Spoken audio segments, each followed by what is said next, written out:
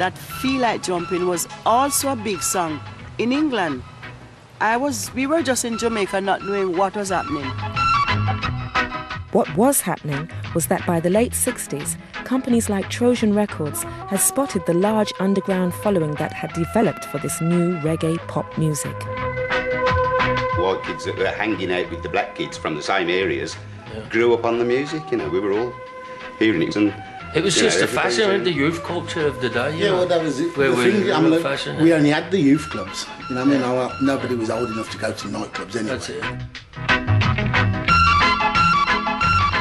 Trojan Records came to enjoy iconic status as the purveyors of Jamaican music in the UK. They released 2,000 singles in 7 years, initially on a fairly small scale, through specialised shops catering to Jamaicans and to white working-class youths who revelled in its danceable beat and outlaw status, the Skinheads. You get kicked out of Saturday morning pictures when you're too old for it. You've got nowhere to go for yourself, so somebody said, oh, let's go up to Streatham Locarno.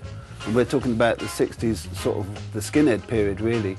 And so I used to go to Streatham Locarno and listen to music, and we didn't really dance. People did dance, but me and my friends, we used to just sort of hang back and just watch, you know, because it was all the skinhead thing, you see. And because they never played that music on the radio, so in some ways, for us, it became our music.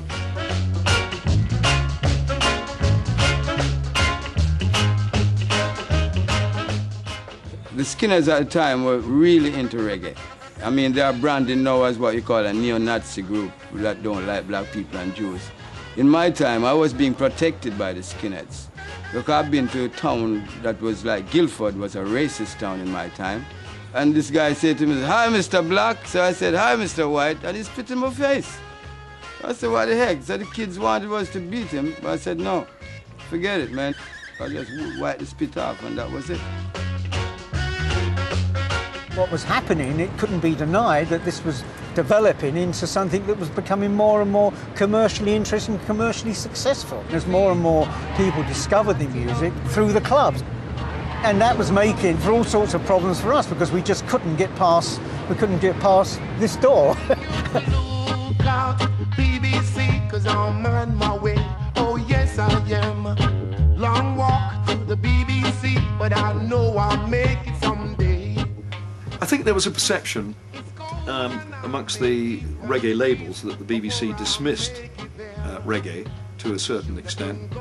To be fair, I think possibly, yes, I think they might have a slight case there. Bob Marley and the Wailers failed their BBC audition because in the view of the panel, they didn't know how to play reggae. Which was, but then you get some kind of, the BBC Dance Orchestra doing a strict tempo version of reggae. People would say, oh, that's how reggae should be. If our music had an open door, like, let's say, a freeway, we could break wide in any part of the world because we have class music like anybody else. Be young, gifted or black, open your heart to what I mean.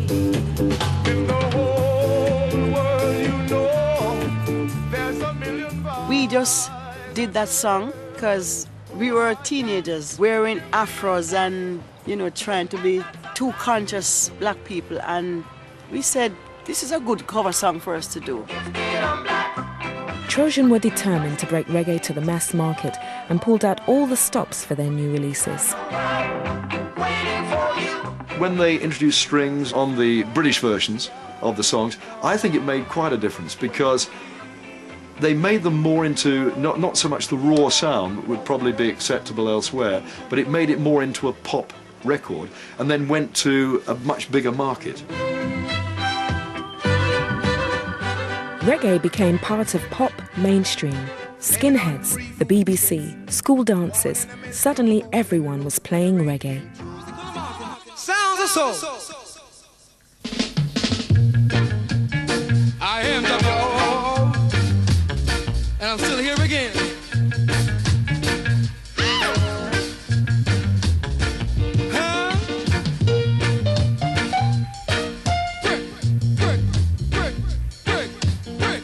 Dave and Ansel Collins went to #1, as did Desmond Dekker. Jimmy Cliff, the Scatterlights, Prince Buster and Ken Booth all stormed the charts. And everyone loved it when Max Romeo turned out to be a new kind of rude boy. Of course, there was the wonderful Max Romeo Wet Dream thing, which was just such a great pop record. Obviously the lyrics, you know, you can see why they had a problem with that lie down girl, let me push it up, push it up. Lie down, girl, let me push it up, lie down. I tried to explain, I said, look man, it have nothing to do with sex. I'm talking about my house leaking here. Me and my lady sleeping in bed, rain falling, the roof is bloody leaking. She's getting up to plug the leak, and I'm saying, lie down, girl, I'll push it up. They didn't buy that. The last couple of years of the 60s were a reggae explosion, and by 1969, Desmond Dekker was filling Wembley like visiting royalty.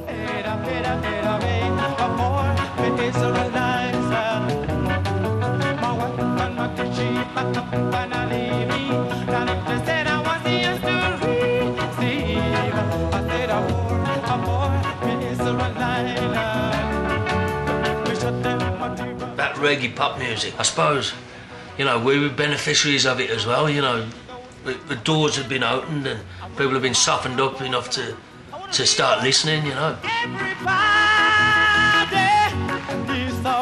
The music of downtown Kingston had not only conquered Jamaica, but made it to the heart of the old colonial masters, and there was still a great deal further to go. Oh, we gotta do all things. Everybody got to rock. I gotta do your thing. Oh, yeah. You got to do your thing. Hey, you got to do your thing. Now you got to do your thing. I do your thing. I've got to say, bye-bye. I'm going. Hallelujah. I've got